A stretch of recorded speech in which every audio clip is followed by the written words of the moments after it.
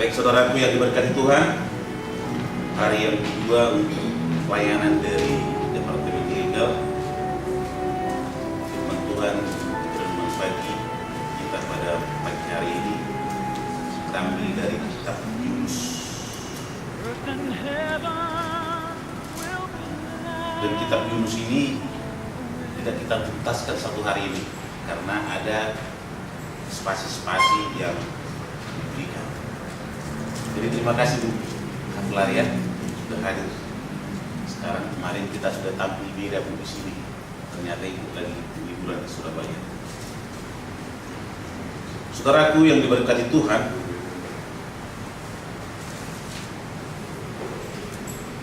saya sampaikan tadi ada 2 session yang akan kita gunakan untuk mempelajari kitab Yunus hari ini dan besok. Mari dulu kita memberikan perhatian kita untuk firman Tuhan pagi ini. Kita boleh berdoa dan berdoa. Terima kasih Tuhan, pada pagi hari ini Tuhan sudah hantarkan kami dari rumah kami masing-masing hingga tiba di tempat ini. Sebelum kami memulai aktivitas kami Tuhan, kami mau mendahulukan Tuhan dalam kehidupan kami. Izinkan Tuhan kami datang menghampiri hadirat-Mu yang kudus, karena Engkau adalah Allah kami, tempat kami mengenal. Engkau adalah satu-satunya Allah yang hidup, yang memberkati kami. Biarlah Roh Kudus Tuhan hadir di tempat ini. Roh Kudus Tuhan menuntun hati dan pikiran kami, dan biarlah pikiran kami boleh tertuju kepada perkara-perkara surga. Jauhkan kuasa kegelapan ya Tuhan dari ruangan ini yang akan mengganggu hati dan pikiran kami. Biarlah senantiasa Engkau memberikan kekuatan bagi kami. Terangi hati dan pikiran kami Tuhan, dan biarlah Engkau senantiasa ditinggikan. Ampuni Tuhan dosa pelanggaran kami, di dalam nama Yesus kami berdoa. Amin. Amin.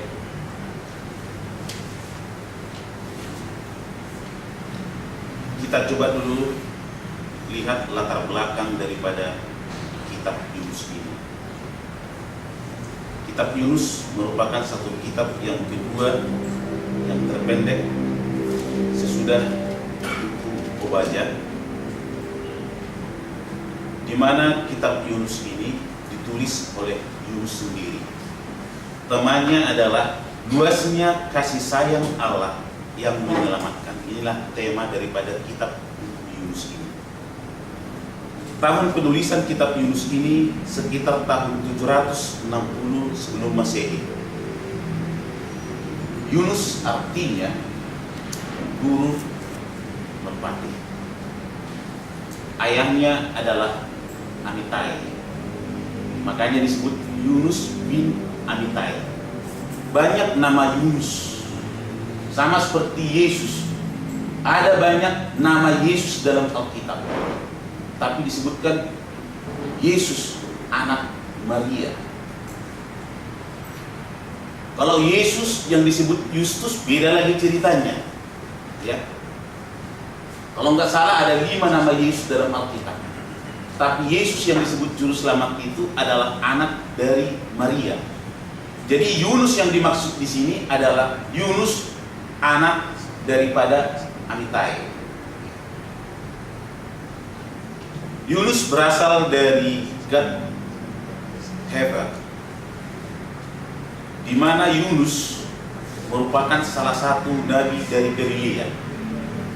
Orang-orang Farisi menyebutkan tidak ada nabi dari Galilea. Ternyata hal itu adalah salah. Setelah diselidiki, rupanya Yunus ini merupakan salah satu nabi dari Galilea. Nubuatan Yunus terjadi sesudah masa pelayanan Elisa. Sesudah pelayanan Elisa baru masuk nubuatan Yunus. Nubuatan Yunus ini seiring dengan atau tumpang tindih dengan pelayanan zamannya Amos dan Hosea. Di sini kita dapatkan ada 3 tujuan penulisan daripada kitab Yunus. Yang pertama, Tujuan penulisan kitab Yunus ini adalah untuk menunjukkan kepada Israel dan bangsa-bangsa yang lain besarnya dan luasnya kasih sayang dan tindakan Allah yang menyelamatkan melalui pemberitaan pertobatan. Ya, inilah yang pertama tujuan penulisannya. Yang kedua, untuk menunjukkan melalui pelayanan Yunus betapa jauhnya Israel telah jatuh dari panggilan misioner. Panggilan misioner kepada bangsa Israel adalah menjadi terang bagi seluruh dunia. Tetapi bangsa Israel sendiri tidak mau menjadi terang di dalam kehidupannya. Inilah merupakan salah satu tujuan penulisan daripada kitab Yunus ini, agar bangsa Israel menyadari panggilan mereka itu adalah untuk menjadi visioner, misioner, menjadi terang-terang Allah. Yang ketiga, untuk memperingatkan orang Israel yang murtad bahwa Allah dalam kasih setianya dan kemurahannya telah mengutus bukan hanya satu nabi, tapi banyak nabi, agar orang-orang Israel bertobat dan terhindar dari hukuman atas dosa yang tidak terelakkan. Inilah tiga tujuan daripada penulisan kitab Yunus. Baik saudaraku, kita akan masuk kepada wilayah atau locus delicti daripada tujuan misi penyelamatan yang dilakukan oleh Yunus. Kalau di dalam Yunus pasal yang pertama,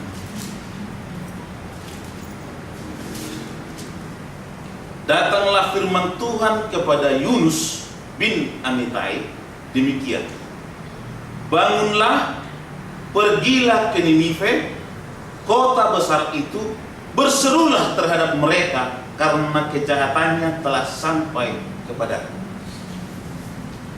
Kota Ninive adalah merupakan ibu kota daripada kota Asyur.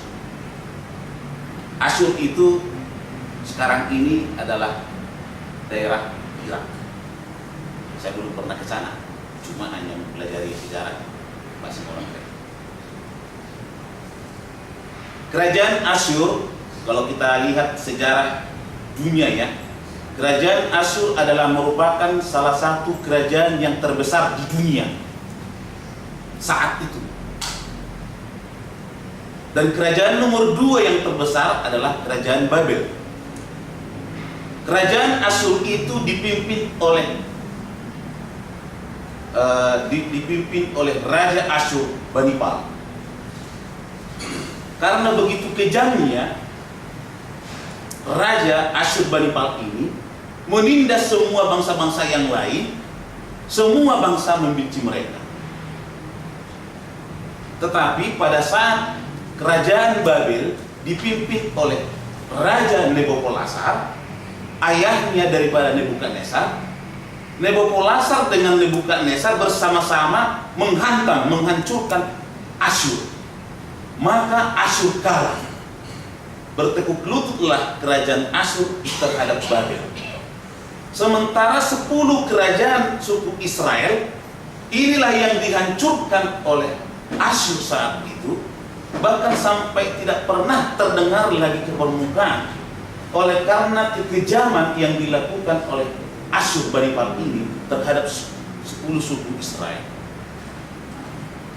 Pada saat suku Israel itu dibasmi oleh Raja Asyur, disitulah panggilan Tuhan terhadap Yunus untuk memberitakan pertobatan kepada kota Ninive.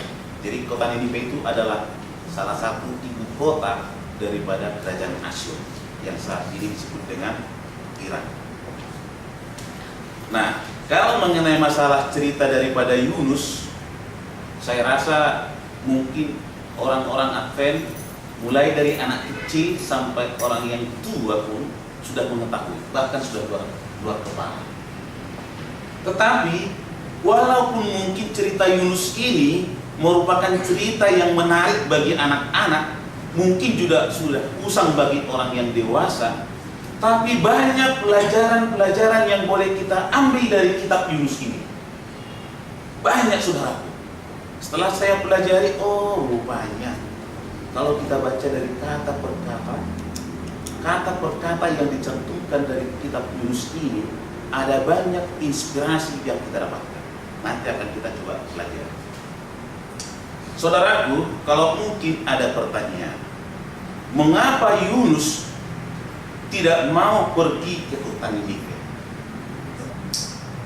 Setelah saya pelajari kitab Yunus ini, mungkin bisa saja benar apa yang disampaikan oleh saudara pendeta semua. Benar juga apa yang disampaikan Pak. Benar juga apa yang disampaikan Pak Tatang dengan Pak Am. Itulah makanya saya bilang tadi, banyak inspirasi yang kita dapatkan setelah kita mempelajari kitab Yunus ini. Jadi kita tidak bisa memberikan hanya satu jawaban. Dari kitab Yunus ini banyak interpretasi yang diberikan oleh setiap orang. Ya, banyak inspirasi. Baik. Saya ada catat di sini, ada dua. Mengapa Yunus tidak mau pergi ke kota Niniwe? Yang pertama, takut.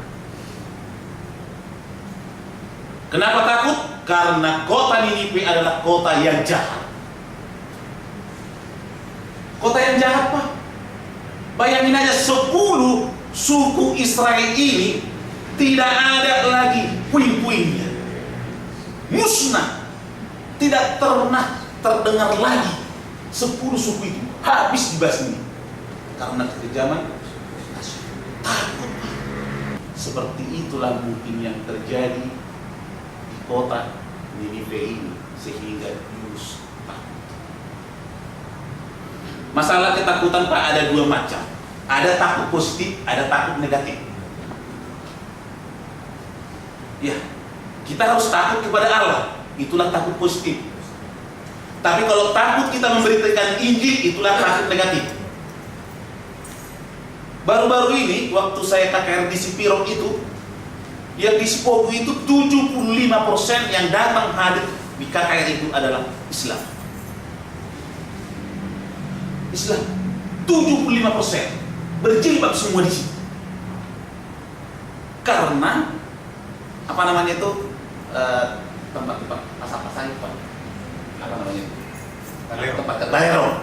Balerong itu pas di depannya adalah masjid. Akhirnya KKR ya. KKR. Berapa jiwa dari Hauna atas? 2.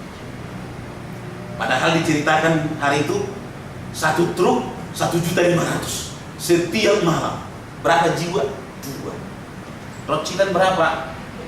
Mungkin 15 dengan anggota jemaah. Dari Bunga Bondar berapa? Ya, mungkin 5 orang, Pak. Kok hanya sedikit sekali orang-orang di sini. Ini kulihat pertumbuhan di Sipirok ini, pertumbuhan gereja Advent itu bagai kerakap tumbuh di atas batu. Hidup segan mati tak mau. Padahal dulu gereja Advent itu misinya sangat terkenal di Sipogu ini. Salah satunya lembaga pendidikan berbahasa Inggris. Disitulah yang pertama. Orang-orang bule yang mengajar di situ. Pionir-pionir gereja kita itu berasal dari situ. Kenapa kok nggak ada lagi orang Advent ini? Di Sipogu itu kok nggak ada orang Advent? Semua Islam. Nggak jelas ini. Malam pertama khotbah saya mengenai Alkitab, saya bandingkan dengan buku kitab Al-Quran. Mulailah Islam ini. Apakah sama Alkitab dengan Al-Quran? Sama-sama kitab suci. Alkitab ini adalah kitab sucinya orang Nasrani. Ini adalah kitab sucinya orang yang beragama Islam atau dari Bani Kedar. Kita sudah sampaikan situ. Mulailah tenang mereka. Rahasia yang terkandung dalam kitab Al-Quran ini. Hai Muhammad, jika engkau ragu-ragu tentang apa yang kami turunkan kepadamu, bertanyalah kepada ahli kitab sebelum kamu. Saya buka lah itu. Sebelum Al-Quran itu, Alkitab mana? Ini. Hari yang kedua saya ceritakan mengenai Yesus. Kenapa orang Islam mengenal Isa Al-Masih, sementara orang Kristen atau orang Nasrani mengenal Yesus? Saya terangkan itu. Saya terangkan. Hari yang ketiga, datanglah Korangil hadir di acara itu. Warga Buto, kita berikan kesempatan untuk kasih kata sambutan. Dia sampaikanlah seperti ini. Terima kasih Pak sudah datang dari mana-mana. Senanglah mereka. Mulailah mereka agak bersahabat dengan kita. Dari awal 2 malam ini, mulai mereka matanya itu sepertinya, ya namanya lah, artinya mulailah saya sampaikan bahwa kita adalah anak-anak Tuhan. Islam adalah agama yang benar. Nasrani juga agama yang benar. Yang membuat salah adalah penafsiran. Saya bilang seperti itu. Oh, mulailah terbuka hati mereka. Bolehkah orang Islam makan di rumahnya orang Kristen? Boleh. Ini ayat Al-Qurannya. Tak. Saya buka persamaan-persamaannya. Senanglah mereka. Hari Kamis sudah ada kata-kata dari mereka bilang seperti ini. Pendeta Situmorang, kalau pendeta nanti pulang dari kampung kami ini, sepi lagi kampung kami ini katanya. Karena mereka sudah dekat dengan kita. Tapi malam ketiga mereka sudah menerima dan menerima. Semua balerong itu keliling, dipenuhi rumahnya itu, depan rumahnya, mendengarkan firman Tuhan. Tidak mau mereka bergerak dari tempat duduknya sebelum dikasih makanan ini. Karena kita sudah bikin persamaan-persamaan. Waduh, luar biasa, puji Tuhan. Saudaraku, Yunus tidak mau pergi ke kota Ninive karena takut. Gitu Pak ya.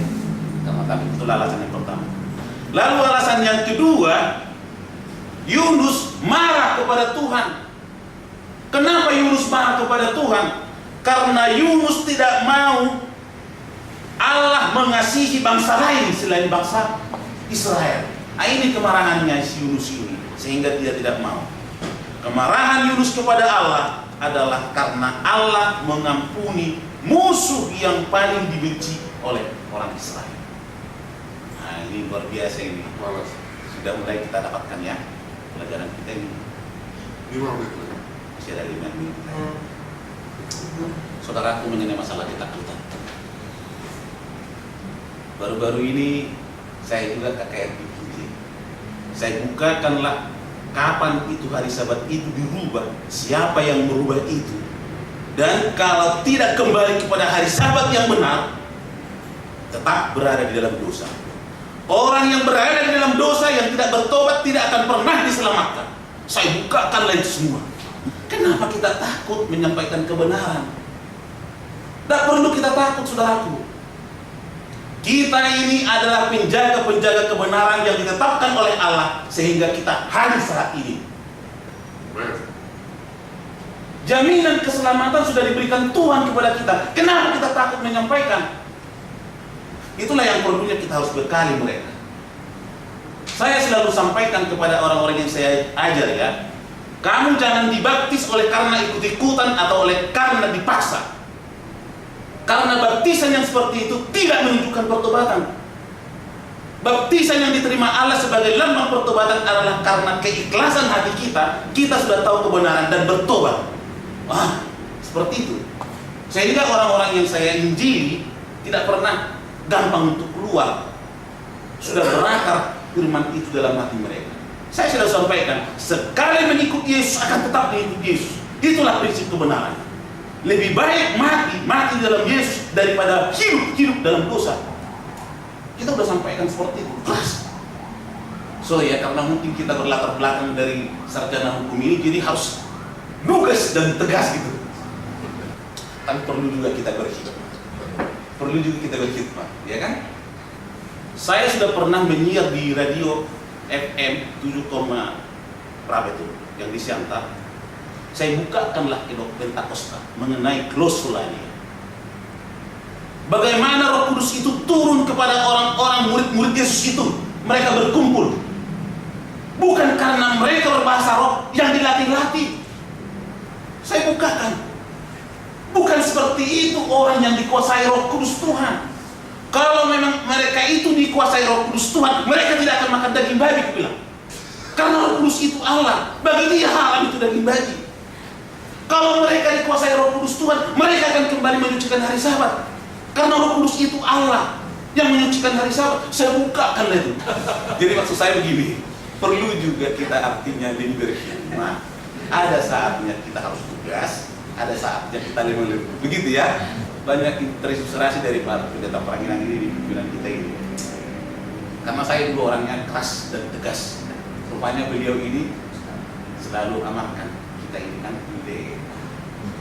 harus lemah lembut katanya. Saya selalu belajar dan berguru untuk lemah lembut, tapi belum bisa. Supaya saya nanti bisa lemah lembut. Baik saudaraku, biasanya saya kalau artinya berkhotbah di satu tempat, saya selalu bikin ilustrasi supaya jangan ada orang menang. Waktu truk ini dicurigai berangkat dari Tangerang sana, keluarlah dia di exit tol Cibubur mau ke Cikeas. Ditelepon, tolong polisi yang ada di Cibubur, coba di stopkan itu truk itu. Datang polisi ini, stop.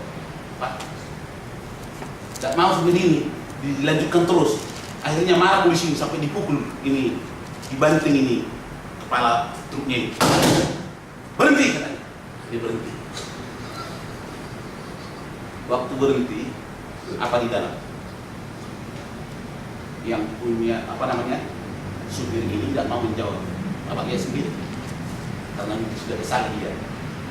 Akhirnya naik ini polisi dengan anak buahnya, dilihat itu ke dalam truk karena terbungkus dengan tarpal.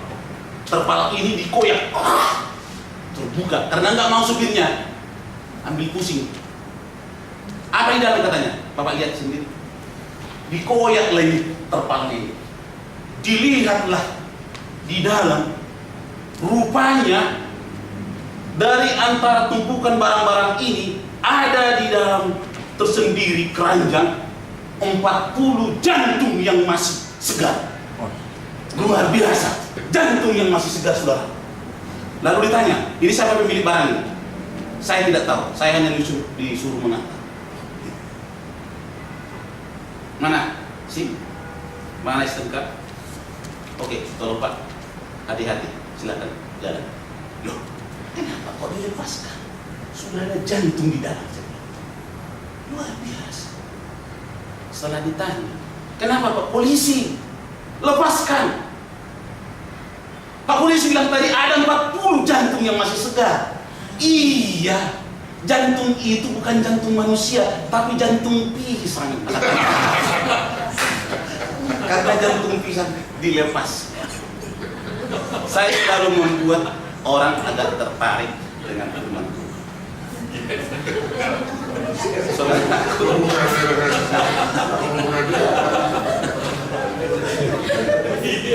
Maksud saya begini, kenapa saya bawakan ini? Memang tidak ada kaitannya dengan si Yunus, tetapi ketika kita menyampaikan firman Tuhan, kita harus buat sesuatu yang indah dan menarik, supaya orang juga tertarik gitu loh. Lebih enak tukang koyok di sana, di pinggiran jalan sana, padahal kebohongan itu ya. Ini obat bukan terbuat dari sembarang obat. Ini obat adalah diramu sedemikian rupa. Ini obat terbuat dari sirham katanya. Tahu sirham itu? Sirik nihambi. Iya. Dibodoh-bodohin orang sana. Tapi banyak orang yang berduyun-duyun datang menonton begini. Kenapa? Karena menarik. Pembawaannya menarik dan menarik juga artinya bahasanya. Firman Tuhan yang kita sampaikan selalu tidak menarik. Kenapa? Karena kita nggak membuat suatu daya pikat. Maksud saya di sini ke depan boleh-boleh saja kita menyampaikan firman, tapi kita buatlah yang menarik supaya mereka tertarik itu yang maksud saya.